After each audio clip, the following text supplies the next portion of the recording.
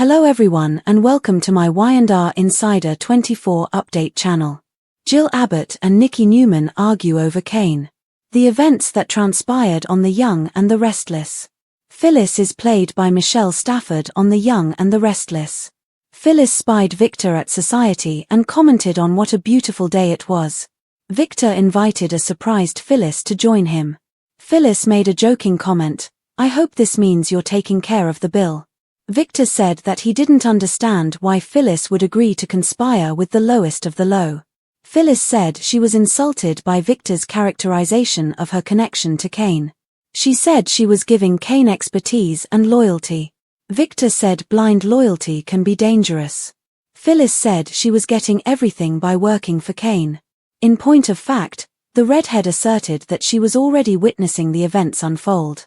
"Like what?" Victor asked. "Seeing the great Victor Newman rattled," Phyllis said. Then, she poured herself some coffee and ordered some French toast with sugar. Victor asked Phyllis if it had occurred to her that she was trying to warn her. Phyllis said that she and Kane were strong and they were going right to the top. Victor pointed out that Kane may harm Nicholas and Summer. "Is that something you care about? That desperate you are." "Why do I ask that question? You always were." Phyllis said she'd never hurt her kids. Victor responded that she had done that when she lied about dying. Phyllis stated that she and her kids worked all that out, and they're doing fine. She pointed out to Victor that he's only Victor because people tremble before him. "Let me tell you something," Victor schooled Phyllis. "If I lost everything tomorrow, I'd be as ruthless as I am now." Victor said that Kane was delusional. Phyllis said she was tired of being dismissed. She claimed that Kane admired her. Victor stated that respect is earned rather than bestowed. "Come to think of it, you and Kane Ashby, it fits," Victor said. He noted they were both cravenly ambitious. He pointed out that she tried to hitch her wagon to Nicholas, his son, Jack, and Billy, and that didn't work. Victor claimed that Kane deserved to fall. She suggested to Victor that Kane was allying himself with her. She claimed to have a lot to offer. Phyllis had the brass ring in her sights. After stating that the meal should be added to his bill, Victor left. Nicholas ran into his father outside society. Due to the Kane situation, Victor advised Nick to remain in town. Nick objected, but Victor remained firm. He advised his son not to have breakfast at society. Nick was frustrated by his dad's command. He walked in and saw Phyllis. "You and your dad playing good cop bad cop." Phyllis made a joke. She told her ex-boyfriend about Victor's invitation to Phyllis to join him and his usual superiority. She asked Nick why he was there and not in Los Angeles with Noah and Sharon. Nick assured Phyllis, "We're going to handle Kane." She noted Kane hadn't even made a move, yet everyone was turned upside down by him. Phyllis suggested that Victor's cage is shaking because of Kane. Nick told Phyllis that Kane was diabolical. Nick pointed out that his family would be affected by Kane. Phyllis expressed her regret for that, but she wished Nick had been able to see things through her eyes. "You are enough," Nick said, which took Phyllis by surprise. He advised her that she did not need to collaborate with Kane. Nick asked Phyllis if the only person who was underestimating her was herself. Nick called his ex brilliant and intuitive. He informed her that she covers up her rage. "Kane is not a solution for you," Nick noted. Nick was confronted by Phyllis, who turned the tables and inquired about his deepest desires. Nick accused her of deflecting. Phyllis countered that if she were doing that, then she would have offered him a piece of her French toast. Nick said he just wanted his kids to be happy. Phyllis pointed out that Nick was trapped taking daddy's orders. Nick claimed that the thing he was looking for had always been right in front of him. "Oh, my goodness, wow. There's no place like home," Phyllis remarked in a sarcastic tone. Phyllis was informed by Nick that she was right. Nick heard from Phyllis that she wasn't lucky. She did not acquire a father who gave her a portion of his cooperation. Phyllis recalled that her dad went to prison and that he hated her for turning him in for his illegal activities. Nick compared Phyllis's dad to Kane. Phyllis dramatically grabbed her neck as if Nick had a choke chain on her. Nick asked Phyllis very seriously if she wanted her kids to have a parent in jail. "It wouldn't be the first time," Phyllis quipped. Nick asked her not to joke. She didn't need Kane. It's more fun, Phyllis said. Nick advised that this would not turn out well for Nick. He suggested she work with Summer at Mochetti. Phyllis said she needed something more powerful and glamorous. Phyllis said if Nick wanted to help, then he could get out of her way. Jill was greeted by Nikki at the Newman ranch in the interim. Jill declined Nikki's offer of tea and immediately spilled the beans about Victor, Jack, and Kane. Nikki stated that she wanted to talk about something. She wanted to say thank you to Jill for not blocking her from running Catherine's company. Nikki went on to say that she would always consider Catherine when faced with a decision. Do you regret selling the company? Nikki asked Jill. She said that she regretted losing her relationship with Billy. Jill thanked Nikki for the note she sent to her after Chance had died. According to Nikki, the threat posed by Kane affects the entire community. She was curious about Jill's strategy for stopping him. Why did Nikki think she could control Kane? Jill wondered. Nikki pointed out that Jill didn't reveal Kane's billions or his new identity as Aristotle Dumas. Jill urged Nikki to verify her claims. She visited Colin after she sold Chancellor. Jill said Colin asked her to stay quiet. Your silence could take everything from us, Nikki said. Nikki couldn't believe Jill was content to sit back and let Kane try to take over all these companies, including Catherine Chancellor's company. Jill reminded Nikki that Kane once ran Chancellor. Nikki was curious as to why Jill was unable to see what was directly in front of her. The two disagreed on whether or not Kane was a decent man.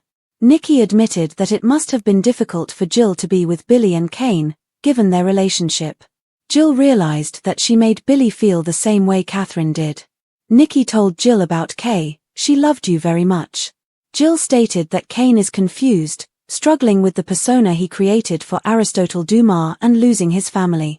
Nikki maintained that Kane was ruthless and was out for blood from the Newmans, the Abbotts, and maybe, the Winterses. Jill was informed by Nikki that she may be their only hope. Jill replied, there's no pressure there. Nikki was told by Jill that she overreacted. Nikki said that she wasn't alone in thinking Kane was a threat. Victor entered and welcomed Jill. She stated that she felt like she had no choice. Victor asked if Nikki treated Jill with grace. I tried my best, Nikki responded. She added that Jill was particular. What can I say? I know what I want. Jill responded. Victor asked, don't we all? Nikki said that Jill was willing to give Kane the benefit of the doubt. Victor offered to rethink her decision. Don't count on it, Jill shot back. Esther told Sharon at Crimson Lights that she was happy she was going to see Noah in Los Angeles, especially given Chance's death. The former maid for Catherine Chancellor stated that it was essential to keep loved ones close. Esther hoped that Mariah would be safe and home soon. Sharon called Esther a godsend for taking care of Crimson Lights. Esther urged Sharon to get going to the airport. Have I mentioned that you're a blessing? Sharon asked again. Daniel and Tessa entered at that exact moment. Sharon asked for an update on Mariah. Tessa told Sharon that she and Daniel went to the hotel and bar where Mariah stayed. She said the bartender remembered Mariah. Tessa lamented investigating Mariah, as Sharon had warned her not to. But Sharon felt that Tessa's love for Mariah could bring her back to them. Daniel and Tessa recapped that Mariah was drinking alone, and she developed an instant connection with a mystery man. It appeared that Mariah and the man went upstairs to one of their rooms. Sharon feared this was the case. Tessa clarified that they didn't sleep together. It's actually so much worse than that, she previewed. Sharon asked if they had located the man, Will Hensley. Tessa revealed that she had searched for him on the web. Sharon commented upon seeing the picture of him, he's a lot older than I expected. Daniel stated that Hensley left a few hours later. Daniel said Hensley seemed shaken and couldn't wait to get out. Sharon wondered if he had tried to hurt Mariah. Mariah, according to Tessa, left the next day. Sharon put together that Mariah got drunk, met this man, and they both left. She wondered what the worst part was. Tessa revealed that Mariah told her that she tried to kill someone. Mariah? That's impossible, Sharon asserted. Tessa said that it's not a stretch to think that Hensley was the man Mariah almost murdered. Tessa pondered the possibility that Mariah's erratic behavior was brought on by Hensley's recollection of Ian Ward. Daniel believed that Hensley was the person Mariah tried to kill. He suspected that Hensley could have been seeking retribution. Phyllis and Victor. What ambition costs? The morning began at Society, where Victor Newman, Eric Braden, and Phyllis Summers, Michelle Stafford, met. Their conversation encapsulated everything that makes Victor and Phyllis unique: pride, cunning, and an unwavering belief that they are always the smartest person in the room. Their conversation, teeming with barbed wit, moral judgment, and emotional undercurrents, was not just about Kane Ashby, Billy Flynn. It was about Phyllis's desperate search for control in a world that continually dismisses her. The bravado in Phyllis's defense of her partnership with Kane was layered. She claimed she was getting everything by working with him: power, opportunity, and the respect she had been denied by Genoa City's old guard. Yet, beneath her sarcasm and self-assurance, there was a flicker of something else: fear. Fear that Victor might be right, that Kane's partnership was built on manipulation, and that her allegiance to him might be another step toward personal ruin. Victor, a chess master who had always been patriarchal, worked hard. His reminder that respect is earned, not given, cut deep, especially since Phyllis has always fought to prove her worth in a world run by men who underestimate her. She laughed and smirked when Victor called her loyalty blind and dangerous, but his remarks were accurate. When Victor suggested that Kane would inevitably fall and take her down with him, the tension between them became almost tragic. Phyllis, clinging to her illusion of power, told him she planned on grabbing the brass ring. But Victor, who was always right, knew that her ring might end up being a shackle. The scene revealed two titans at odds, not just over strategy, but over philosophy. Victor embodies control through legacy and dominance, while Phyllis chases empowerment through rebellion. Both seek influence, but one commands it by fear, the other by sheer will. It became clear during their verbal duel that Kane's name was more of a symbol than a person, a representation of Genoa City's long-standing power struggle between self-made ambition and dynastic privilege. Nick Newman steps in, the voice of compassion amid chaos. Nick Newman, Joshua Morrow, entered as Victor left, bridging the emotional gap between his father's brutality and Phyllis's resistance. The tenderness of his conversation with Phyllis was layered with tension. Nick appealed to Phyllis's heart, while Victor attacked her choices. His insistence that you are enough was not just romantic nostalgia, it was a plea for Phyllis to remember the part of herself that wasn't defined by scheming and survival. Yet, Phyllis, ever deflective, turned the conversation philosophical, mocking Nick's dependence on his father and his idealistic views of happiness. The dialogue cut to the core of their shared history: love, loss, and a lingering inability to trust. Phyllis's reference to her father, who despised her for exposing his crimes, echoed her ongoing need for validation. When Nick compared her father to Kane, it was a devastating psychological blow. Her physical reaction, grabbing her throat as if she were being choked, was both symbolic and chilling. It was as though Nick's words momentarily stripped away her armor, forcing her to confront the truth. Her alliance with Kane is not empowerment but repetition, another toxic attachment built on self-deception. Nick's plea for Phyllis to return to stability, perhaps by working with Summer at Marchetti, fell on deaf ears. She said, "It's more fun," referring to her risky relationship with Kane. This line perfectly encapsulates her tragic flaw. Phyllis equates vitality with danger. Her addiction to chaos keeps her relevant but also perpetually broken. Nick's final warning that this will not turn out well foreshadows an inevitable implosion, one that will not just affect Phyllis but everyone orbiting her gravitational pull of ambition. Nikki and Jill, the titans of legacy, collide. While Phyllis and Nick sparred over moral choices, another duel of titans unfolded at the Newman Ranch, a confrontation that will likely redefine the landscape of Genoa City's business wars. When Nikki Newman, Melody Thomas Scott, welcomed Jill Abbott, Jess Walton, the atmosphere was charged from the moment they exchanged greetings. Both women came armed with history, pride, and conflicting loyalties. Their conversation was ostensibly about Kane, but in truth, it was about the ghosts of Catherine Chancellor, the burden of legacy, and the illusion of control. Nikki began by thanking Jill for allowing her to run Catherine's business with unexpected grace. This rare vulnerability was fleeting, though quickly replaced by interrogation.